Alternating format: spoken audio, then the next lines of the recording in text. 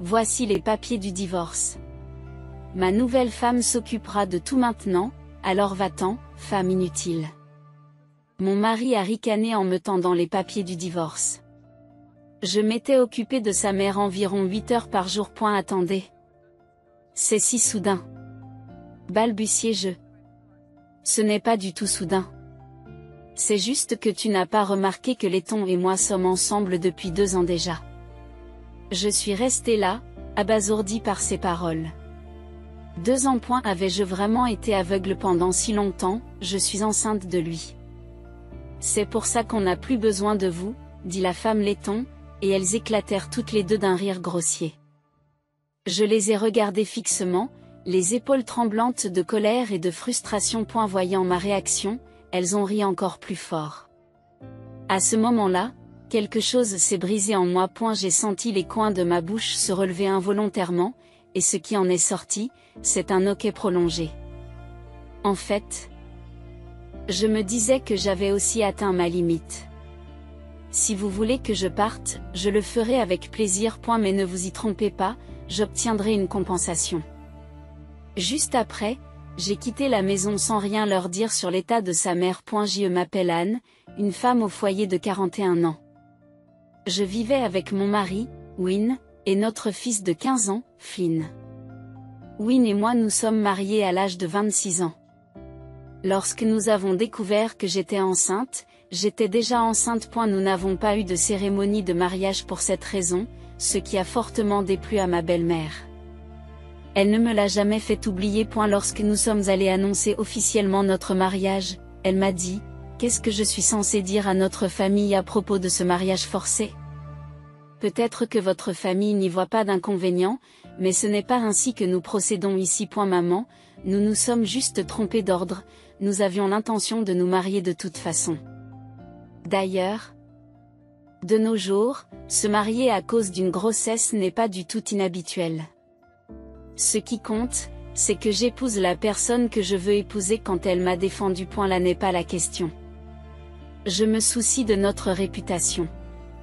Avoir un mariage forcé est tellement embarrassant. Ma belle-mère a toujours été obsédée par les apparences et s'est fortement opposée à notre mariage. Cependant, avec une nouvelle vie qui grandissait en moi, nous ne pouvions pas renoncer à nous marier pour le bien de notre enfant. Finalement, mon beau-père est intervenu et l'a convaincu d'accepter notre mariage.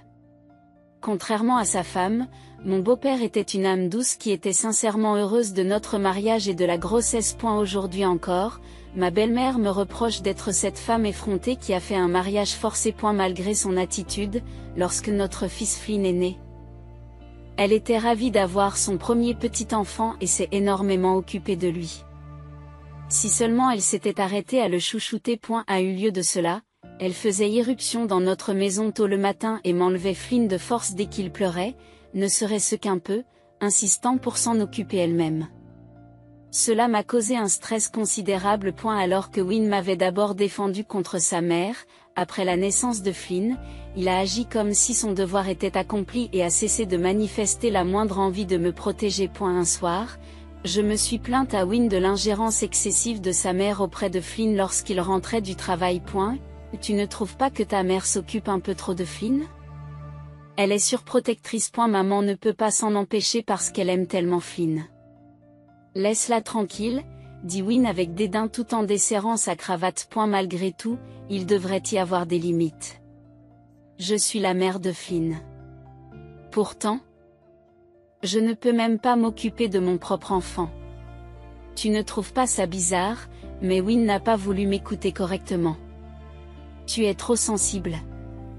Maman adore Flynn. D'ailleurs, tu n'es pas content qu'elle s'occupe de Flynn pour que tu puisses avoir du temps libre? Ce n'est pas la question. Même si j'apprécie qu'elle aime Flynn, je dis qu'elle ne devrait pas prendre en charge les choses que je dois faire en tant que parent.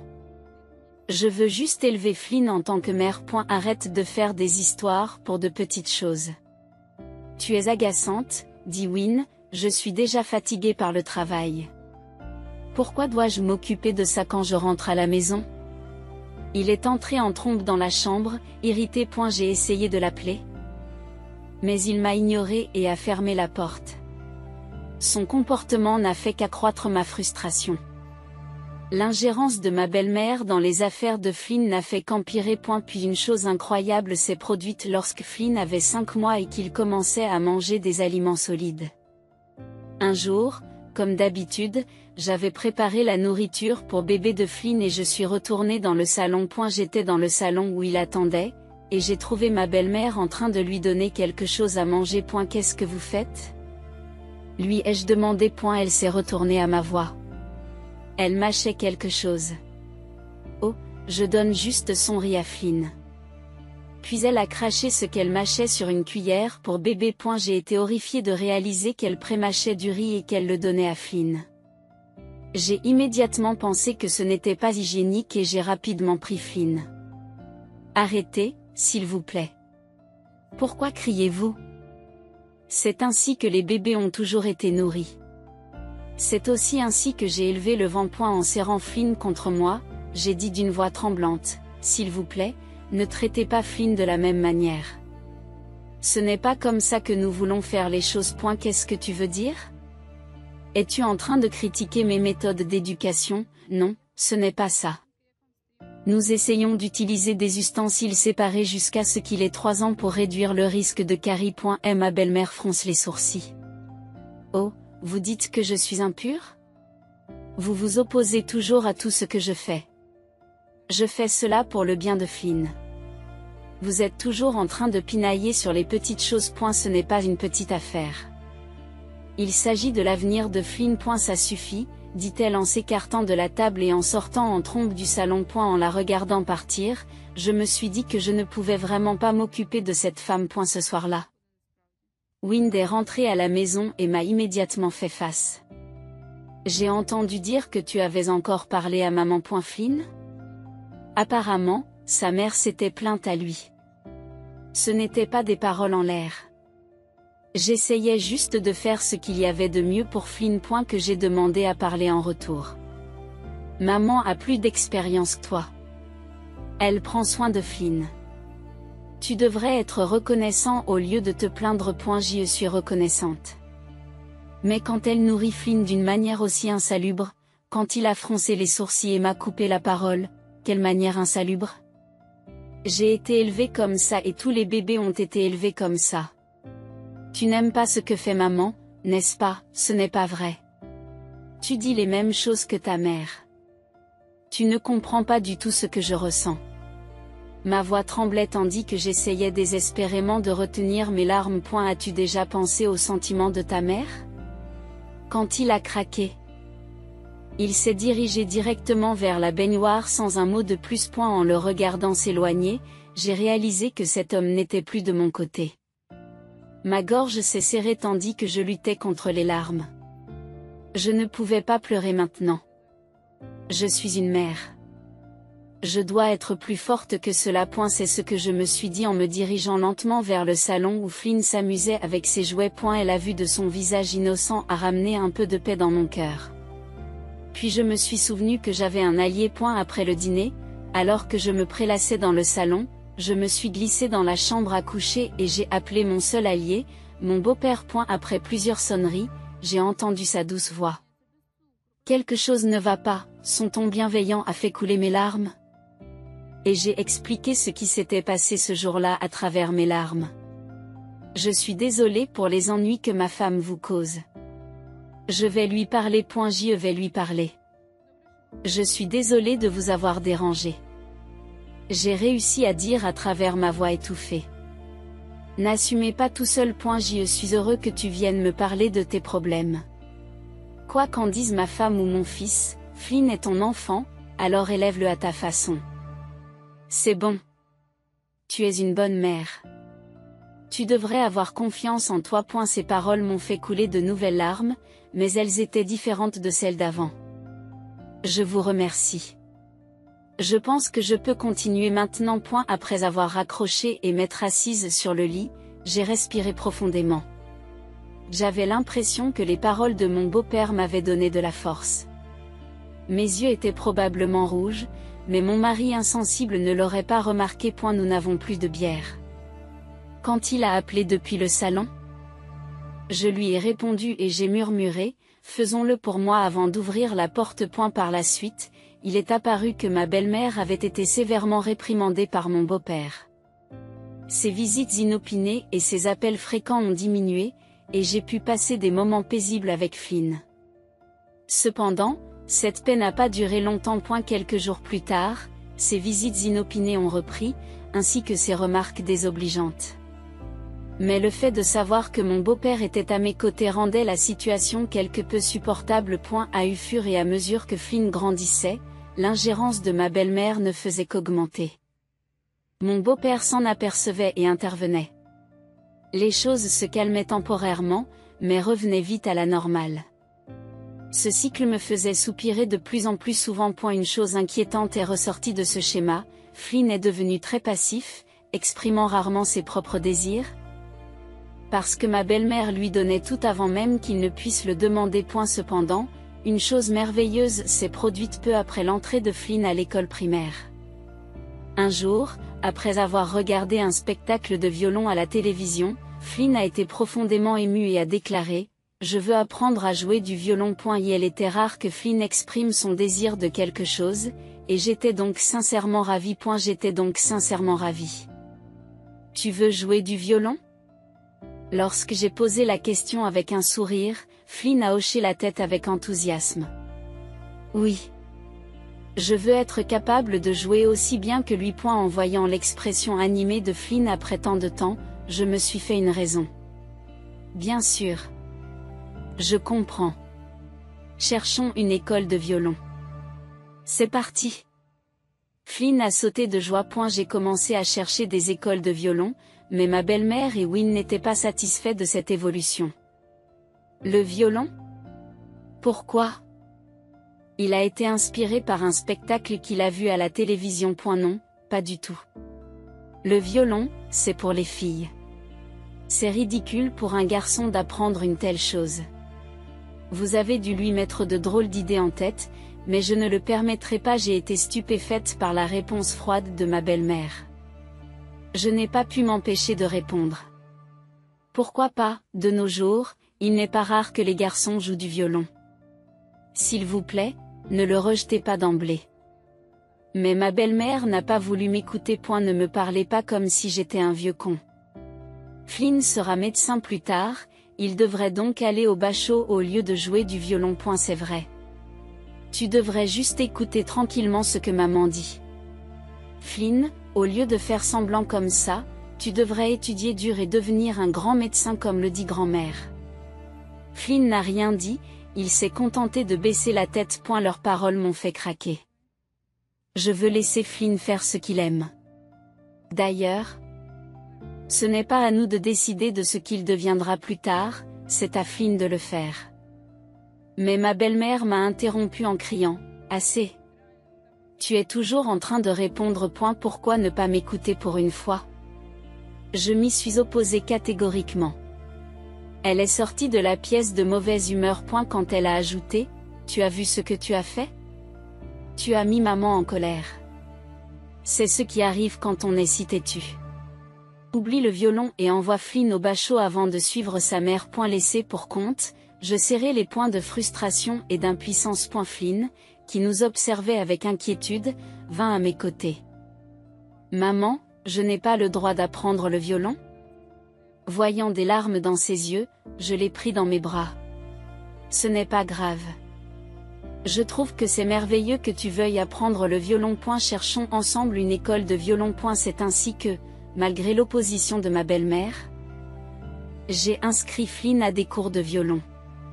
Ma belle-mère était tellement mécontente que Flynn ne suive pas ses souhaits qu'elle a soudain cessé de s'occuper de lui. Plusieurs années ont passé et Flynn a eu 14 ans. Cette année-là, ma belle-mère a été soudainement frappée par Miss Fortune. Elle a été victime d'un accident vasculaire cérébral qui a entraîné la paralysie de sa jambe droite et des troubles de l'élocution. Elle avait besoin de soins pour presque tous les aspects de la vie quotidienne. Ils ont d'abord envisagé de la placer dans un établissement, mais comme elle pleurait et refusait, ils ont décidé de s'occuper d'elle à la maison. Cependant, chaque fois que le gestionnaire de soins venait évaluer le niveau de soins dont elle avait besoin, elle essayait d'agir normalement, ce qui lui valait une note de soins inférieure. Cela signifiait que nous ne pouvions pas engager d'aide à moindre coût. Mon beau-père approchait de la retraite et ne pouvait pas quitter son emploi. Il m'a donc demandé de l'aider à s'occuper d'elle. Je suis désolée de vous demander cela, mais pourriez-vous aider à prendre soin de ma femme? Je suis à quelques années de la retraite. Et si je démissionne maintenant, je ne toucherai pas la totalité de ma pension et nous avons encore un prêt hypothécaire. Je me sens mal de demander cela, mais pourriez-vous vous occuper d'elle jusqu'à ce que je finisse de travailler? Voyant le visage suppliant de mon beau-père, j'ai hésité. Compte tenu de mon passé avec ma belle-mère, je n'avais franchement pas envie de le faire. Mais je ne pouvais pas me résoudre à refuser l'homme qui avait toujours été de mon côté. Après réflexion, j'ai hoché légèrement la tête. En le regardant partir, exprimant à plusieurs reprises sa gratitude, je me suis demandé si j'étais capable d'assumer ce nouveau rôle d'aidant. Mon instinct s'est avéré juste. L'attitude de ma belle-mère a été plus dure que je ne l'avais imaginé. Malgré ses troubles de l'élocution. Sa langue acérée est restée intacte et sa violence verbale à mon égard s'est intensifiée de jour en jour. Un jour, pendant les soins, elle m'a lancé: je préférerais mourir plutôt que d'être soignée par quelqu'un comme toi. Même si son discours n'était pas clair, le sens était profond. J'ai soupiré intérieurement et j'ai répondu: s'il te plaît, ne dis pas de telles choses. Tais-toi. Une femme irréfléchie qui laisse son fils jouer du violon élèvera un enfant irréfléchi. Je n'arrive pas à croire que tu l'aies laissé continuer ce hobby ridicule. Arrêtez de dire du mal de Flynn. Il adore jouer du violon et y travaille très dur. Ne le critiquez pas alors que vous ne savez même pas ce qu'il ressent. Peut-être parce que je n'avais jamais élevé la voix auparavant et que j'ai soudainement crié. Ma belle-mère a semblé surprise pendant un moment. Mais elle a rapidement plissé les yeux et s'est écriée: comment oses-tu me parler ainsi? Sors d'ici. Elle a commencé à jeter tout ce qu'elle pouvait atteindre. Elle a commencé à jeter tout ce qui lui tombait sous la main. S'il vous plaît. Alors que je me couvrais instinctivement la tête de mes mains, elle devint encore plus hystérique. Quelle sorte de mère es-tu? Tu n'es même pas capable d'élever ton enfant correctement? Sors d'ici.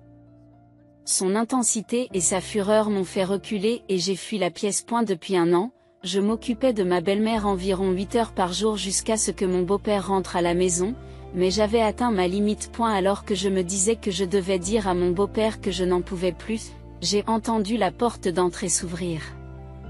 Il était trop tôt pour le retour de mon beau-père. Alors que je penchais la tête en signe de confusion, j'ai entendu la voix de Win. H, alors tu étais là. Win. Je croyais qu'il était parti ce matin en disant qu'il avait un voyage d'affaires. Pourtant, il était là, à l'entrée. Avec une femme visiblement enceinte. Contrairement à ma panique, la femme affiche un sourire confiant et fait un signe de tête en guise de salut. Humaine qui est-ce? Oh, laissez-moi vous présenter. Voici Letton, ma petite amie. J'ai regardé la femme nommée Letton qui se tenait à côté de Win. Elle semblait avoir une vingtaine d'années et des traits délicats. Son sourire respirait la confiance. Bien que confus, j'essayais désespérément de comprendre la situation. Attendez, qu'est-ce que vous voulez dire? C'est exactement ce que j'ai dit. J'ai rencontré Letton par hasard, en discutant, nous nous sommes vraiment bien entendus. Imaginez qu'une fille aussi jeune et jolie me dise qu'elle m'aime bien.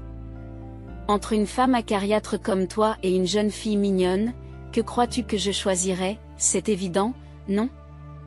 Win haussa les épaules comme si c'était la chose la plus naturelle au monde, me laissant encore plus perplexe. Attends.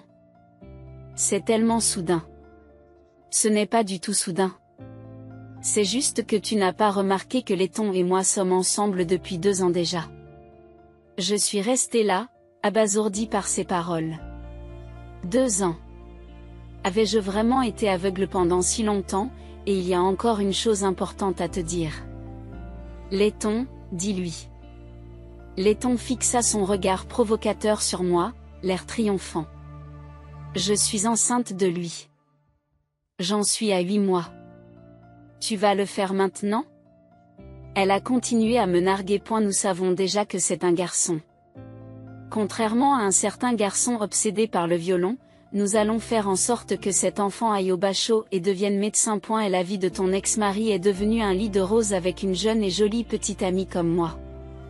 C'est pourquoi nous n'avons plus besoin de vous. » Alors que Letton riait victorieusement, je restais sans voix. Pendant que je m'occupais de sa mère, Wynne avait non seulement une liaison, mais il avait même mis sa maîtresse enceinte. Voici les papiers du divorce. Ma nouvelle femme s'occupera de tout maintenant, alors va-t'en, femme inutile. Alors, faites vos valises et partez vite. Wynne et Letton ont éclaté d'un rire grossier. Je les ai regardés fixement, les épaules tremblantes de colère et de frustration. À ce moment-là, quelque chose en moi a craqué et j'ai senti les coins de ma bouche se relever involontairement. Ce qui en est ressorti, c'est un hoquet prolongé. Surpris par ma réponse apparemment enjouée, ils se sont tous deux tournés vers moi avec des expressions déconcertantes. Je leur ai souri gentiment et leur ai dit « Enfin, vous l'avez dit ». Devant Wynne et Letton stupéfaits, j'ai continué à sourire tout en parlant. En fait, je me disais que j'avais aussi atteint ma limite. Je n'ai pas besoin d'un homme qui néglige son fils et moi tout en ayant une liaison. Si vous voulez que je parte, je le ferai avec plaisir. Mais ne vous y trompez pas. J'obtiendrai une compensation. Un dédommagement ? Qu'est-ce que tu racontes ? C'est au tour de Wynne d'être surpris par ma réponse inattendue. Je continue calmement. Bien sûr. Puisque c'est vous qui avez eu une liaison, vous allez payer une compensation. 30 000 $ chacun, 30,000 $. Ignorant leur visage pâle, je poursuis sur le ton des faits. Je n'accepterai qu'une somme forfaitaire. Vous aurez bientôt des nouvelles de mes avocats. Après avoir rempli les papiers du divorce et les avoir posés sur la table, Wynne et Letton ont enfin commencé à avoir l'air paniqués. Avait-il pensé que tout se passerait comme il l'entendait ? Attendez un peu. Je n'attendrai pas. Je garderai ces papiers jusqu'à ce que les conditions du divorce soient réglées. Je déposerai également une requête pour vous empêcher de soumettre les documents de divorce de votre propre chef. Et je suppose que tu es d'accord pour que j'aie la garde de Flynn ? Tu ne ferais que ruiner son avenir de toute façon. J'ai mis les papiers du divorce dans mon sac et leur ai tourné le dos. Attends un peu. Pour qui te prends-tu, pour prendre des décisions tout seul ? Taisez-vous. C'est vous qui avez pris des décisions seul pendant tout ce temps. Savez-vous à quel point j'étais blessé de ne rien savoir ? 30 000 $, ce n'est même pas une compensation suffisante. En regardant une dernière fois leur visage frustré, j'ai ajouté « Oh, et félicitations pour votre grossesse ». Puis j'ai quitté la maison sans rien leur dire de l'état de sa mère. Wynne devait être désespéré d'épouser Letton, car il a rapidement accepté mes conditions et notre divorce a été prononcé. J'ai obtenu la garde de Flynn. Pour l'instant, Flynn et moi avons emménagé dans un appartement loué au mois. Je ne pouvais m'empêcher de m'interroger sur l'état de santé de ma belle-mère, mais elle avait mon beau-père et la nouvelle femme de Wynne était censée s'occuper d'elle. Alors j'ai essayé de ne pas m'en préoccuper maintenant que je ne faisais plus partie de la famille. 3 mois après le divorce, la recherche d'un emploi, pour la première fois en 15 ans, s'est déroulée étonnamment bien. J'ai trouvé un emploi d'administratrice de bureau. Flynn semblait s'adapter progressivement à notre nouvel environnement et pratiquait le violon avec plus d'enthousiasme que jamais. Notre nouvelle vie était enfin sur les rails. Un soir, en rentrant du travail, j'ai remarqué plusieurs appels manqués sur mon téléphone. Ils provenaient tous de Wynne, et même lorsque j'ai vérifié l'historique, j'ai constaté que d'autres appels continuaient à arriver. Je me demandais ce qu'il voulait après tout ce temps. Mais sa persistance m'a finalement poussé à répondre. Anne parle enfin de maman. La voix de Wynne était un mélange de panique et d'épuisement. Maman est vraiment mal en point. Elle est pratiquement clouée au lit et je ne sais pas quoi faire. Je savais que l'état de ma belle-mère s'était détérioré. En fait, elle était déjà presque alitée quand je suis partie. De quoi parlez-vous ? Votre mère était déjà presque grabataire bien avant mon départ. Ce n'est pas possible. Son niveau de soins était juste le soutien nécessaire, n'est-ce pas ? Du moins, C'est ce qu'on m'a dit. J'ai essayé de te le dire plusieurs fois. Votre mère se comportait parfaitement bien lorsque le responsable des soins venait, de sorte que son évaluation était inférieure à ce qu'elle aurait dû être. Tu n'as jamais écouté ce que je t'ai dit. J'ai poussé un profond soupir. Pendant près d'un an, j'avais enduré la violence verbale de ma belle-mère tout en lui prodiguant des soins avec diligence. Pendant ce temps, il était resté indifférent, passant son temps à profiter de sa liaison avec Letton. Win s'est tu à mes mots. Puis il a pris la parole à contre-séure. Et, tu veux bien revenir et t'occuper de maman? Quoi, ta nouvelle femme n'était pas censée le faire? Selon Win, tout s'était bien passé jusqu'à ce qu'il présente Letton à ses parents après le départ de Flynn et moi. Cependant, mon beau-père l'avait sévèrement réprimandé, et ma belle-mère avait refusé d'accepter le mariage, disant qu'il ferait mauvaise figure aux yeux de la société. Bien sûr qu'elle l'a fait. Ma belle-mère accordait plus d'importance aux apparences qu'à toute autre chose. Elle s'était plainte sans cesse de notre mariage forcé. Il était hors de question qu'elle accepte un mariage issu d'une liaison, surtout avec une femme enceinte de 8 mois. Et ma belle-mère s'était apparemment déchaînée sur eux avec plus de violence verbale qu'elle ne l'avait jamais fait sur moi. Lorsque Win l'a emmené d'urgence à l'hôpital. Pensant que sa confusion était due à la démence, ils ont découvert qu'en dehors de ses troubles d'élocution, son esprit était parfaitement vif. Letton était furieuse, disant qu'elle n'avait pas signé pour s'occuper d'une belle-mère qui avait la langue bien pendue, et elle a disparu avec leur nouveau-né. L'ironie de la situation m'a laissé sans voix. Un rire amer m'a échappé. C'est exactement ce à quoi vous auriez dû vous attendre. Tu sais mieux que quiconque quel genre de personne est ta mère. Elle accorde plus d'importance aux apparences qu'à tout le reste. Et elle était hors de question qu'elle accepte un mariage issu d'une liaison, et encore moins avec une femme enceinte de 8 mois. Tu as été stupide de penser que tu pourrais être heureux avec ta maîtresse. Tu n'as vraiment pas réfléchi à tout cela. Win est resté muet devant mes paroles, mais après un moment de silence, il a commencé à parler d'une petite voix. Écoute, s'il te plaît. Recommençons à zéro. Si tu reviens, papa se calmera et maman arrêtera aussi de se plaindre. Nous sommes toujours mari et femme, n'est-ce pas? Aidons-nous l'un l'autre. Même si nous nous remettons ensemble, tu veux juste que je m'occupe de ta mère pour que tu puisses à nouveau faire ce que tu veux, n'est-ce pas? Ne dis pas de bêtises sur l'entraide. Win a semblé tressaillir à mes paroles pendant un moment. Mais il a rapidement repris d'une voix suppliante. Ce n'est pas vrai. Je veux vraiment repartir à zéro. J'ai appris ma leçon. Ce n'est qu'après votre départ et celui de Flynn que j'ai réalisé à quel point vous étiez important pour moi. Mais j'ai coupé court à Win. Tu ne te tournes vers moi que lorsque tu as des problèmes.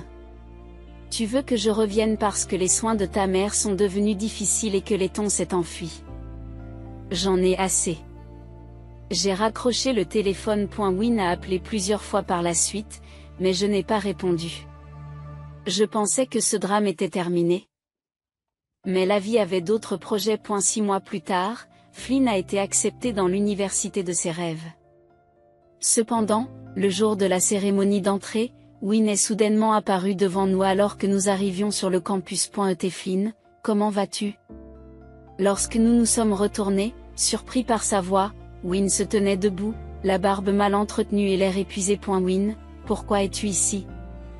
Je me suis avancé d'un demi-pas pour protéger Flynn pendant que je demandais. Je suis venu vous chercher tous les deux. Nous sommes une famille, n'est-ce pas?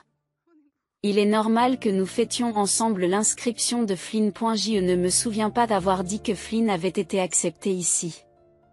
Alors que je lui lançais un regard suspicieux, les lèvres de Win se retroussèrent en un sourire narquois.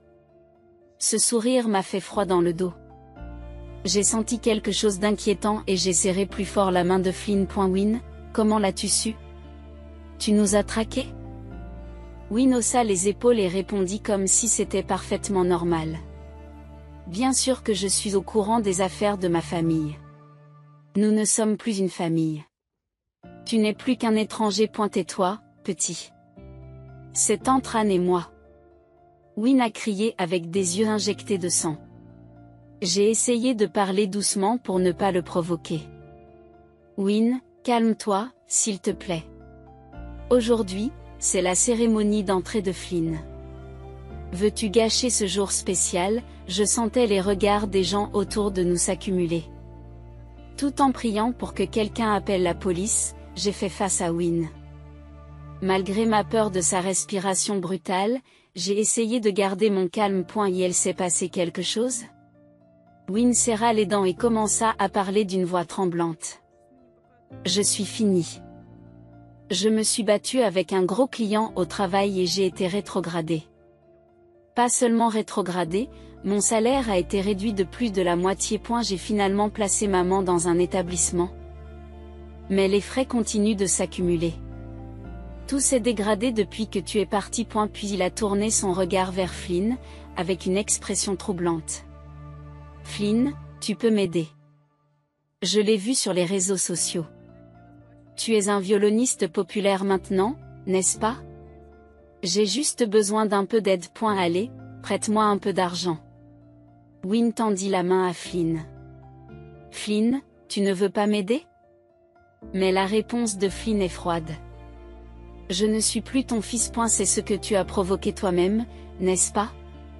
Débrouille-toi tout seul. Le visage de Wynne devint rouge de colère aux paroles froides de Flynn, et il serra le poing. Puis il leva le poing vers Flynn. Enfant ingrat. Arrête. Ne t'avise pas de lever la main sur Flynn. Je me plaçai rapidement entre eux et fermai les yeux, me préparant à l'impact. Cependant, l'impact attendu ne vint jamais. Lorsque j'ai nerveusement ouvert les yeux, j'ai vu Flynn tenir le bras de Wynne. Utiliser la force quand quelqu'un ne veut pas faire ce que vous voulez, vous êtes vraiment le pire. Bon sang de bonsoir. Laisse tomber. Tu te souviens de ce que toi et grand-mère disiez? Que le violon, c'était comme jouer à la maison? Eh bien, ce jeu est maintenant reconnu par la société, et je suis dans une meilleure position que toi. Je suis même plus forte que toi physiquement. Qu'est-ce que ça fait? Alors que Wynne jetait un regard furieux sur le sourire provocateur de Flynn, mes prières furent exaucées, on entendait les sirènes de la police approcher. Wynne tenta de s'éloigner de Flynn, mais ce dernier lui tint le bras encore plus fermement. Aïe. Arrête. Ça fait mal. Alors que les cris de Wynne résonnaient, la voiture de police arriva. En présence de nombreux témoins. Wynne fut immédiatement embarqué dans la voiture de patrouille et emmené.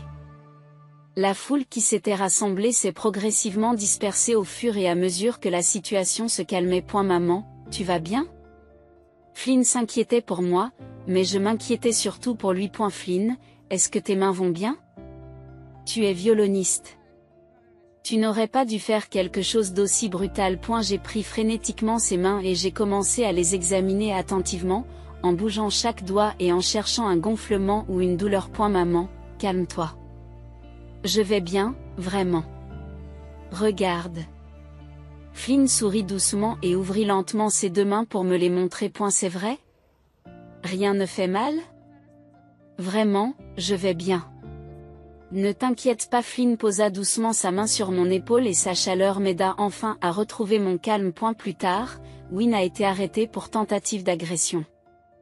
Bien qu'il ait évité la prison, il a reçu un verdict de culpabilité assorti d'une peine avec sursis.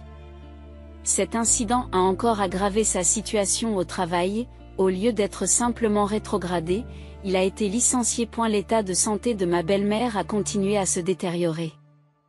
En fait, mes beaux-parents avaient divorcé en même temps que Wynne et moi, et après la fugue de laiton, ma belle-mère était entrée dans une maison de repos avec l'argent de son divorce. Cependant, lorsque Wynne n'a plus pu payer les frais mensuels de la maison de retraite, il a dû la ramener à la maison. Mais Wynne, qui n'avait aucune expérience en matière de soins, a eu du mal à s'occuper de sa mère alitée et s'est laissé submerger par ses plaintes constantes. Finalement, il s'est épuisé à s'occuper d'elle et est tombé malade lui-même, ce qui l'a contraint à bénéficier de l'aide sociale. C'est peut-être le karma qui les a poussés à vivre ensemble tout en s'accusant mutuellement, plus dépendants l'un de l'autre que jamais. Entre-temps, nos vies se sont déroulées mieux que nous n'aurions pu l'imaginer.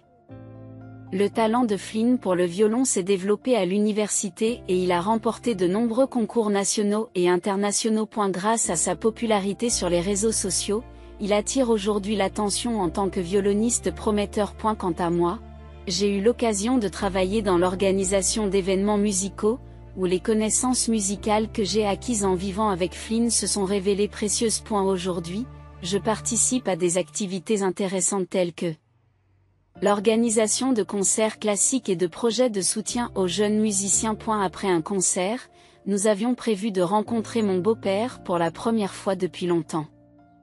Lorsque nous sommes entrés dans le restaurant, il nous a accueillis avec un sourire chaleureux. Flynn.